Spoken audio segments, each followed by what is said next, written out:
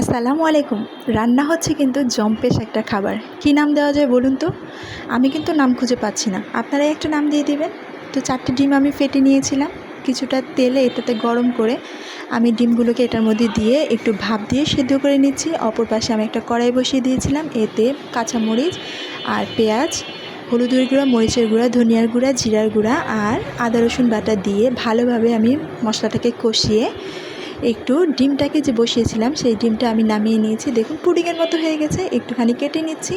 এখন এই ডিমটা আমি মশলার মধ্যে ছেড়ে দিয়ে একটু ভাজা ভাজা করে নিয়ে এতে একটু পানি দিয়ে দিব। ব্যাস হয়ে গেল আমার নতুন রান্না। তো নতুন রান্নাটি যদি আপনাদের ভালো লেগে থাকে একটা সাবস্ক্রাইব করবেন, পাশে থাকবেন, বেল আইকনে ক্লিক করবেন। এই তো কিছুটা আমি এখানে ধনেপাতা দিয়ে দিচ্ছি। ব্যাস নাড়াচাড়া করে নামিয়ে নিব। দেখুন আমার ফাইনাল লুক। আমার নতুন রেসিপি কেমন লাগলো সবাই জানাবেন। ভালো লাগলে একটা লাইক, কমেন্ট আর শেয়ার করে দিবেন। আল্লাহ হাফেজ।